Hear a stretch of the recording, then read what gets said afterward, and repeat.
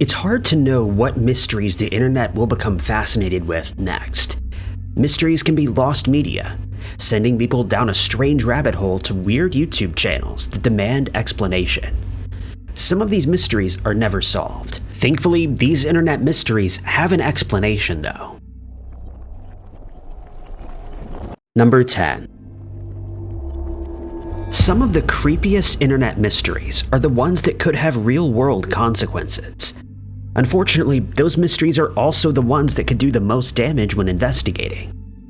The Fun Times Kids Care mystery gripped internet investigators and conspiracy theorists in 2015. It began with a post on the Salt Lake City subreddit in January 2015. A Redditor posted a photo of a bright green building with yellow windows in strange places and purple doors. A sign declared that it was Fun Time Kids Care. The title claimed that the Redditor had lived across the street from the building for 5 years, but had never seen anybody going in or out.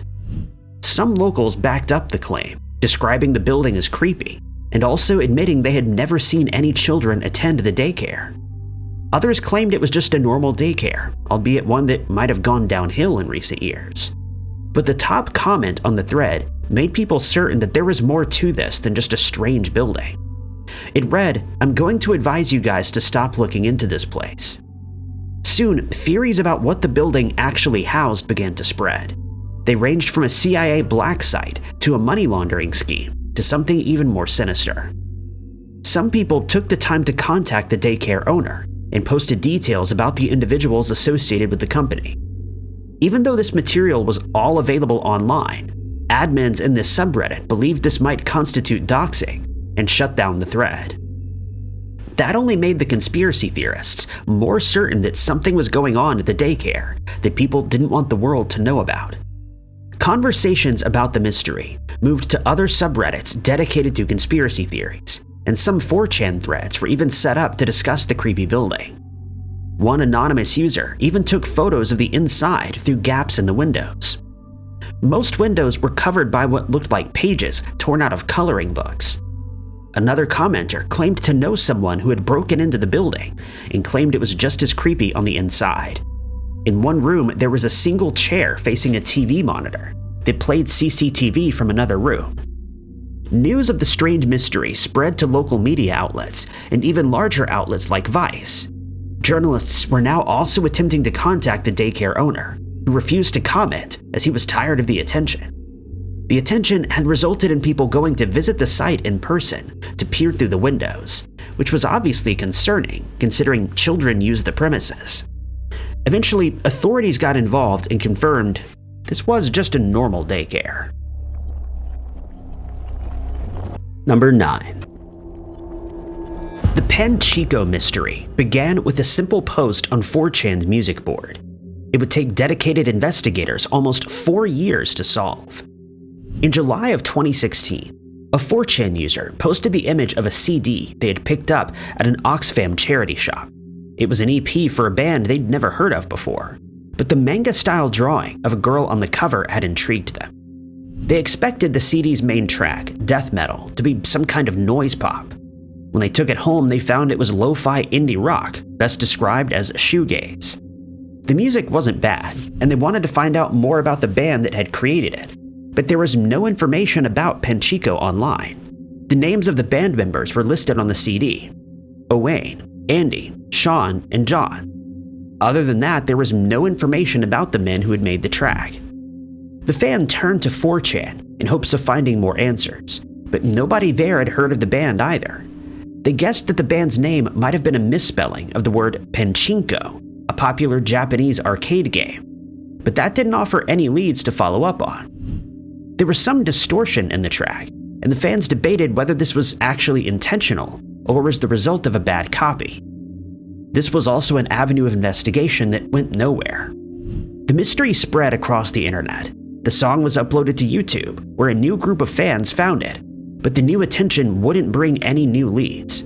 There was no trace of the band, even in old archives of MySpace accounts or old forums.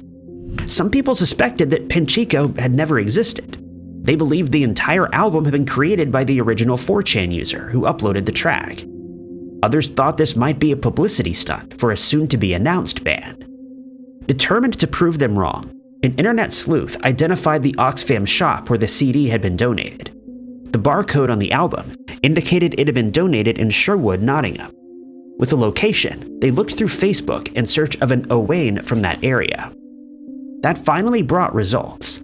In January of 2020, Owain Davies was contacted via Facebook by someone asking about Panchico. At first he thought it was a joke, before realizing the huge search effort that had been made to track him down. Panchico was a band he and a group of friends had made while they were in their final years of school. They performed a few gigs in Battle of the Bands competitions, but never won anything. In 2000, they produced around 30 copies of an EP, sharing them among friends and sending them to a few record labels. There was very little interest and they were never signed. The band soon just went their separate ways as college and adult life took over, and none had known anything about the search until that Facebook message. Number 8. The prevalence of Let's Play YouTube channels and gaming forums means that more and more video game mysteries are being discussed on the internet. Some of these are mysteries that happen entirely within the world of the game, while others are disturbing instances that can intrigue even those who have no knowledge of the game itself. The case of Urahono Tatari was one such mystery. Urahono Tatari, or The Curse of Uraho, is a duology of Japanese RPG Maker horror games. The games surround a curse that causes terrifying hauntings for anyone who knows about it or anybody associated with it. While the game was relatively popular in Japan and later got a Korean translation, it didn't see that much attention in the United States or English-speaking countries. The game would never receive any localization, and English speakers would have to translate any text as they played. This only made the game even more obscure, as the story would then become hard to follow. But that didn't stop some horror game enthusiasts from trying it out. The mystery began to gain attention in 2014 with the post to the r/creepygaming subreddit. A fan of the game was playing the second part when they came across something that seemed to be a game-ending glitch. After a seemingly random sequence of inputs, a message popped up. It contained jumbled text, with many of the symbols missing and replaced by boxes. After a few moments, the screen went black, before flashing a white screen 4 times, and suddenly a strange and disturbing image appeared. The image was a low-quality picture of a woman. The shadows make it hard to make out any detail, but there seemed to be something wrapped around her face. There was something about the image that made it deeply unsettling, and many worried that this might be an image of actual human remains. This wouldn't be the first obscure video game to feature real images of human remains. The most famous of these is Hong Kong 97, which featured a Bosnian war victim. Rather than being the work of some horrifying criminal, the images were taken from existing media. People worried that this might be the case in Urahono Tatari. The game had utilized photographs in other parts of the game, but none were this eerie. By switching the PC's locale to Japan rather than the US, the gamer was able to get the error message without the missing symbols. This made it obvious this wasn't a glitch, but an actual part of the game. The message starts like a typical error message, before Utano, the main character from the first game, starts speaking to the player. It's supposed to be a glitch that breaks the 4th wall. It's triggered by walking through 3 torii gates, which starts a hidden timer. When the timer reaches 0, the glitch happens. None of this explained where the image was from, only that the creators intended for it to happen. Reverse image searching didn't turn up any results, and there were few clues to go on that could help to identify the woman in the photo. With no clues, there was little for internet investigators to go on, but finally in 2022, a Redditor stumbled across the original photo. The origin was a Japanese horror film called Hair Extensions, released in 2007. The exact frame of the movie used to create the game's image can be found in the trailer, where, for a brief moment, a victim of the cursed hair extensions is seen gazing lifelessly at the viewer. Number 7. Sometimes mysteries that might seem creepy have mundane or even sad explanations once more information is revealed. In September of 2019, a Redditor made a post about a strange YouTube channel they'd stumbled across while looking for clips of a TV show. The account they had stumbled across belonged to a man named David G. Sardison and had been started roughly 2 years earlier. Each video had the same format. They filmed a TV screen from a distance where a random TV show would be playing. Each video lasted only a few minutes and there was no commentary from the person filming. About a year into the channel's life, the scene changed. The videos were still of a TV screen, but they were now being recorded in another room. The camera work was shaky, and not much of the TV program could be heard over what sounded like hospital machinery.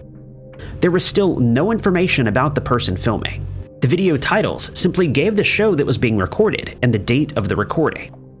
The sheer number of videos intrigued internet investigators. There was an average of a dozen videos a day being uploaded, dating back years. There didn't seem to be anything for viewers to follow. This wasn't some kind of alternate reality game. The fact that the channel had been left uploading for so long with only a handful of views on each video confirmed that fact.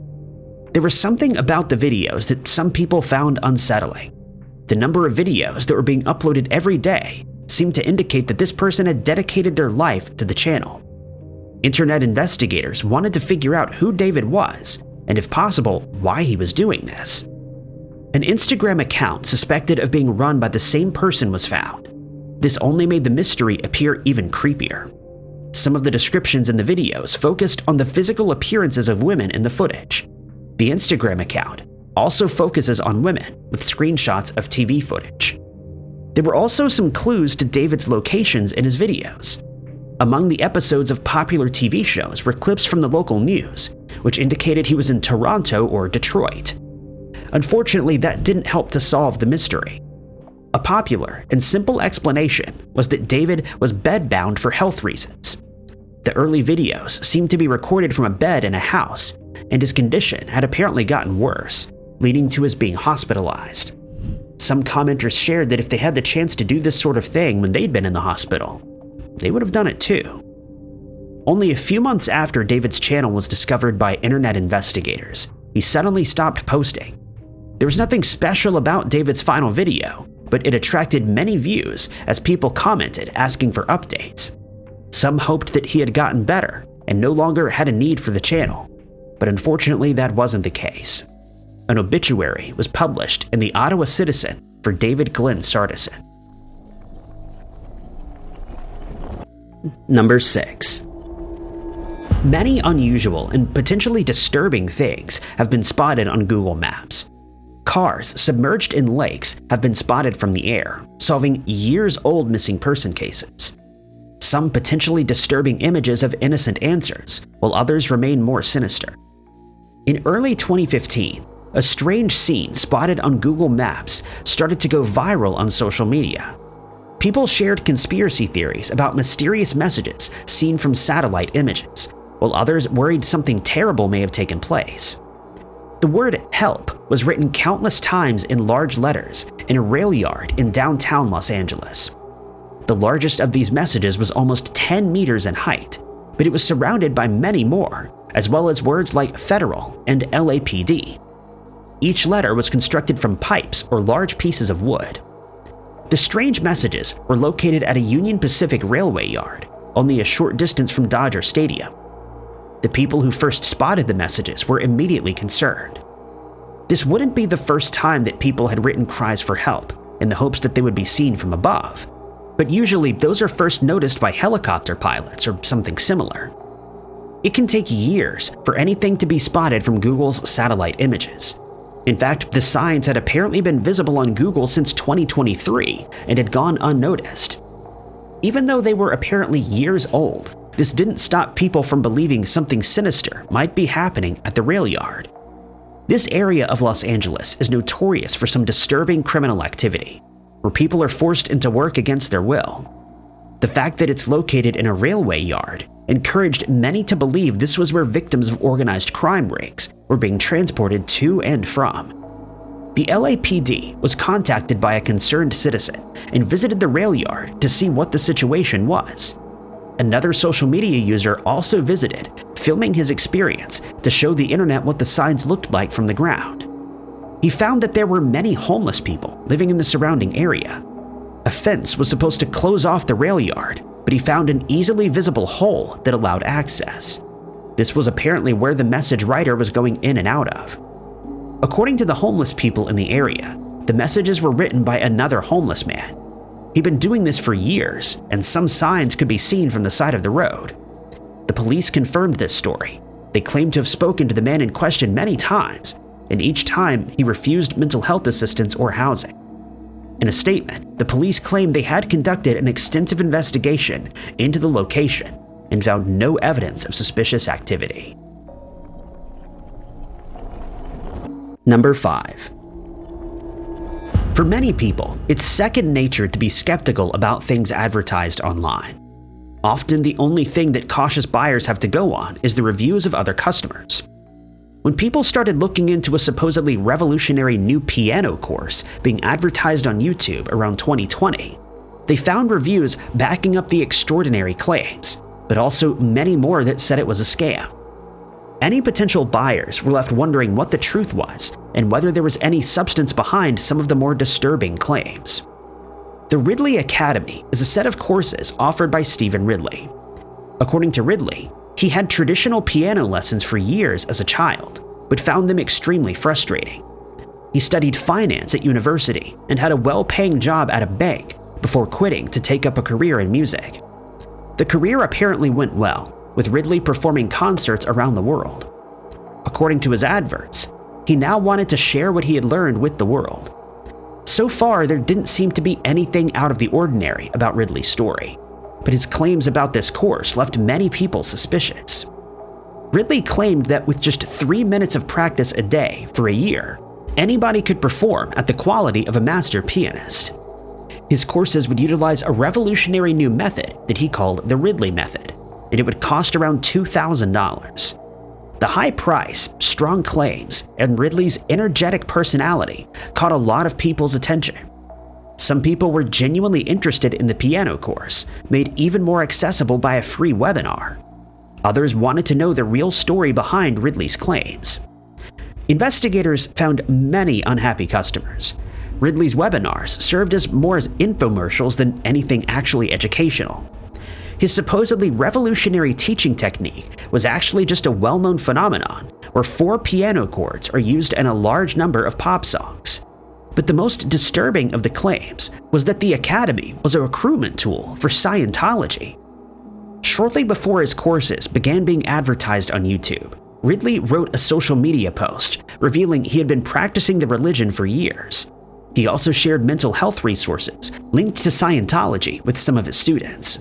But according to Ridley, this was nothing more than any other religious person sharing resources from their own church.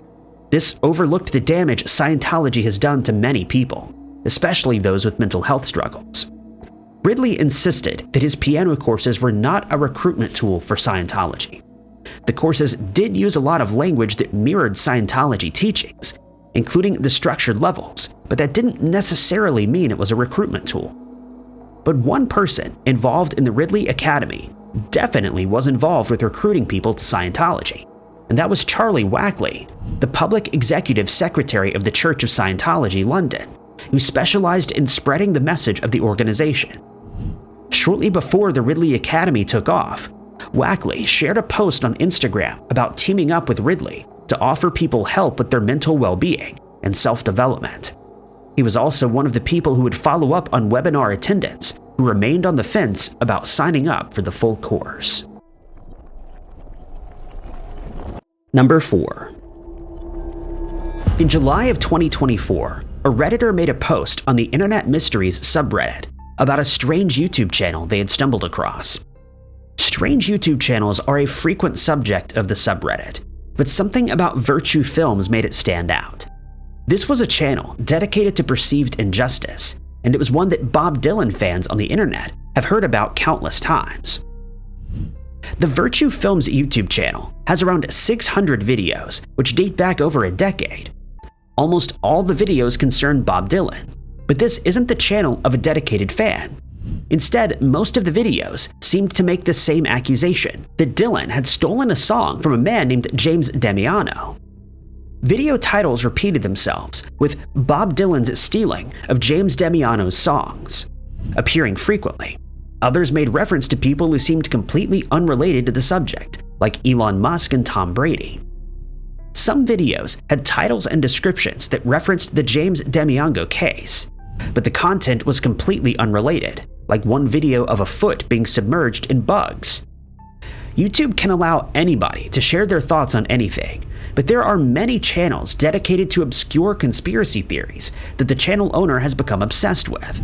At first, some suspected this was the case here.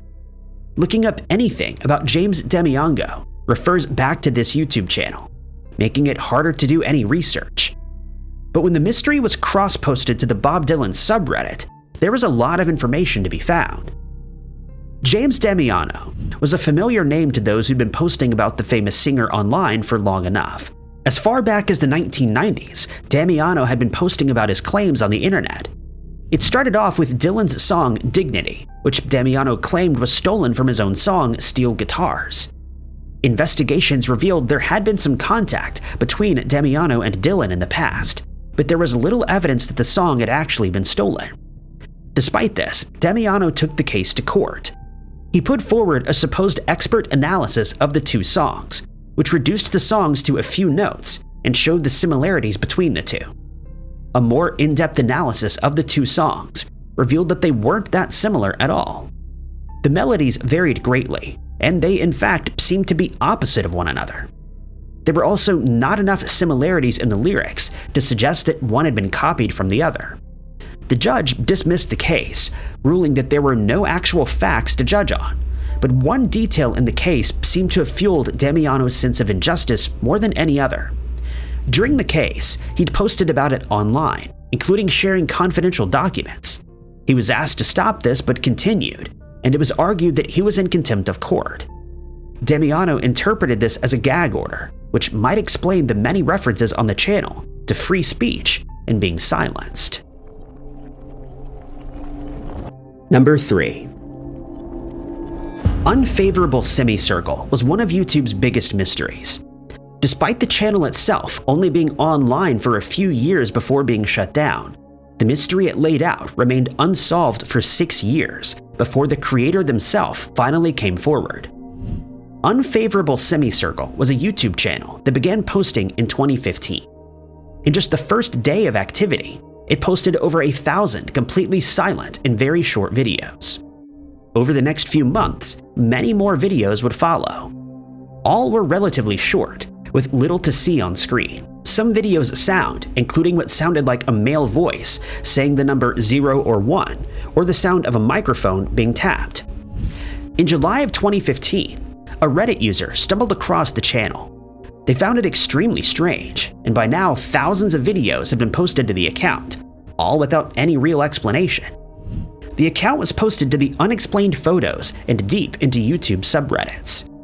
The posts got some attention, with other Redditors becoming intrigued by the mystery, but nobody had any explanation. With the channel getting more attention, a few videos that didn't fit the typical format were posted. The first was titled Lock. Like all the other videos that have been posted so far, the titles also included the symbol for the Sagittarius constellation. Lock was almost half an hour long and consisted of a black screen with a box of color that flashed on the screen.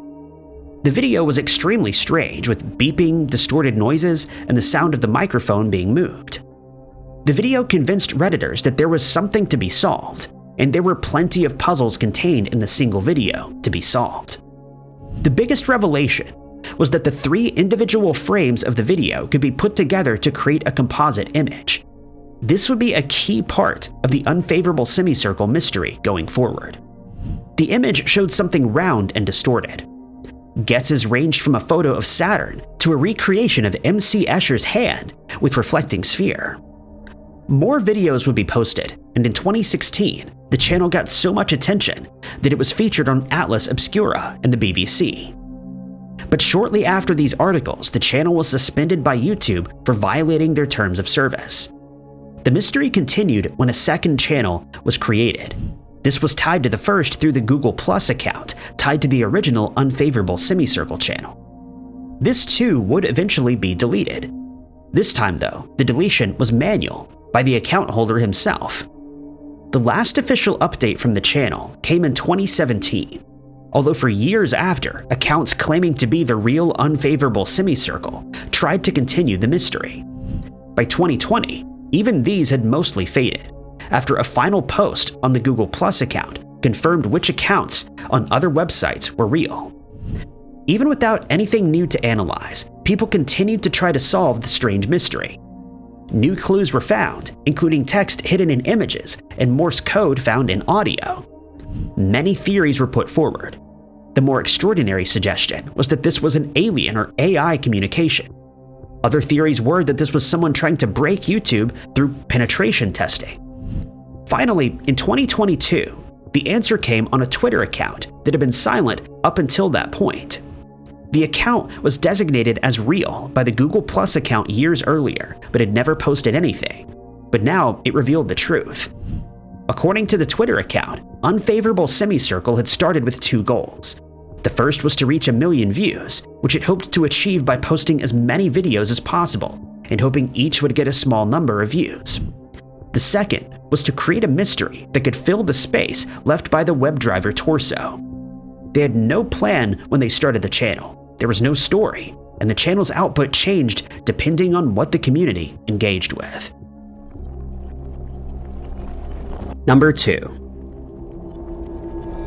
In 2016, a woman posted an image to her office Slack channel, hoping to get to the bottom of a family mystery that had puzzled her for decades.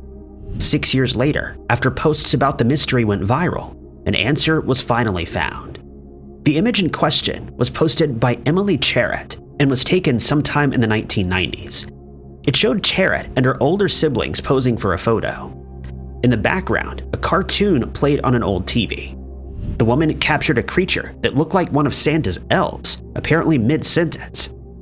The cartoon seemed very familiar, but it wasn't a character that Charrett could name. So when her workplace had a mystery photo competition, she posted the image. Nobody there knew the origin of the cartoon character either. Determined to get to the bottom of the mystery, one of the colleagues posted the image to their Facebook page, where the mystery caught the attention of more people. Each time the image was posted, it provoked the same reaction.